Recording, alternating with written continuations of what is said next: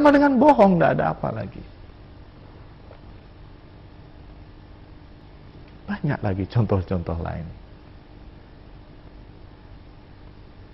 Itu untuk menyayangi diri. Sekarang yang ada di masyarakat adalah yang sesungguhnya tidur adalah pekerjaan yang paling mudah. Tetapi sekarang tidur adalah pekerjaan yang paling sulit dilakukan. Karena apa? Karena mereka tidak bisa mengendalikan pikirannya. Pikirannya dibiarkan maju ke depan, mengkhawatirkan hal-hal yang belum terjadi. Kemudian dia menyesali hal-hal yang sudah terjadi. Nah, dengan terjadinya ini, otomatis dia tidak bisa tidur, dia tidak bisa tenang. Bagaimana seandainya nanti ada kiamat? Siapa yang akan ngurus kekayaan saya? Bagaimana masa depan anak-anak saya? Dia saat ini seperti ini, bagaimana nanti?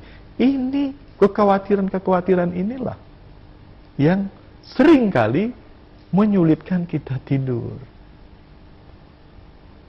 Nah, ciri-ciri lain dari orang yang sudah mencintai dirinya adalah dia bisa tidur kapanpun dan dimanapun.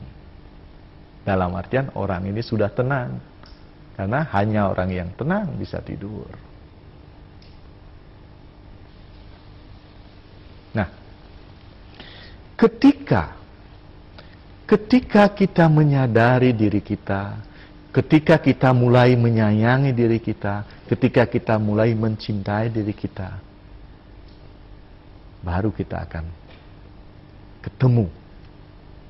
Setelah ketemu, kemudian kita menyadari. Nah, ini yang paling penting adalah penyadaran diri.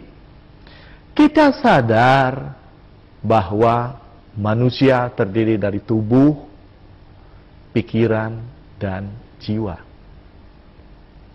Ketiga-tiganya ini harus harmonis. Tubuh ini butuh sehat. Jiwa ini butuh bahagia. Pikiran ini butuh ketenangan dan kedamaian. Seseorang tidak mungkin tubuhnya sehat, tidak mungkin jiwanya bahagia sebelum pikirannya tenang. Pikiran merupakan jembatan untuk menemukan kesehatan dan kebahagiaan. Saat ini yang terjadi adalah pikiran kita kacau. Kalau dikeraskan ngomong, pikiran kita stres. Kenapa stres? Karena kita saksikan perkembangan zaman yang disebut dengan globalisasi. Itu pengaruh-pengaruh dari luar memasuki kita. Kita di Bali yang sesungguhnya adalah negara agraris, kemudian secara instan menjadi negara yang modern. Tentunya tuntutan-tuntutan hidup kita meningkat. Kita mau ini, mau itu, ingin ini, ingin itu. Sedangkan kemampuan untuk memenuhi kebutuhan itu berkurang. Nah, inilah yang menyebabkan ketegangan-ketegangan. Ketegangan atau ketidaktenangan pikiran itu akan berpengaruh kepada fisik kita. Nah, kalau pikiran sudah kacau, yang namanya penyakit muncul. Yang namanya sakit, di istilah kedokteran dikenal dengan psikosomatik. Seperti sakit MA, sakit jantung, sakit asma, asam urat, kencing manis, permasalahan di otak dan saraf. Itu penyakit psikosomatik yang disebabkan oleh pikiran. Nah, makanya sekarang semakin banyak orang yang terkena penyakit psikosomatik. Dan penyakit-penyakit seperti ini tidak bisa disembuhkan oleh orang lain, tidak bisa disembuhkan oleh dokter. Yang bisa menyembuhkan adalah manusia itu, si penderita itu sendiri. Usaha-usaha yang dilakukan adalah bagaimana dia bisa tenang. Nah, kalau sudah tenang, dia bisa sehat, dia bisa bahagia.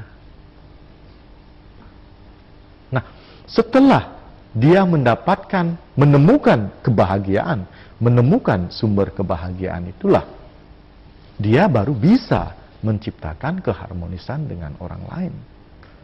Itu tidak mungkin seseorang bisa harmonis dengan orang lain sebelum dia harmonis dengan dirinya. Nah, intinya harmonis dengan diri berarti kita bisa hidup bahagia, sehat, hidup. Kuncinya adalah pada pikiran. Nah, kemudian setelah tubuh kita sehat, pikiran kita tenang, jiwa kita bahagia. Secara otomatis, yang namanya penyadaran, kesadaran diri itu akan muncul. Kita akan sadar bahwa diri kita memiliki kelebihan dan kekurangan. Dan kita akan menerima kelebihan dan kekurangan itu dengan apa adanya. Secara otomatis juga kesadaran ini akan berpengaruh kepada orang lain. Kita akan mulai menerima kelebihan dan kekurangan yang ada pada orang tua kita,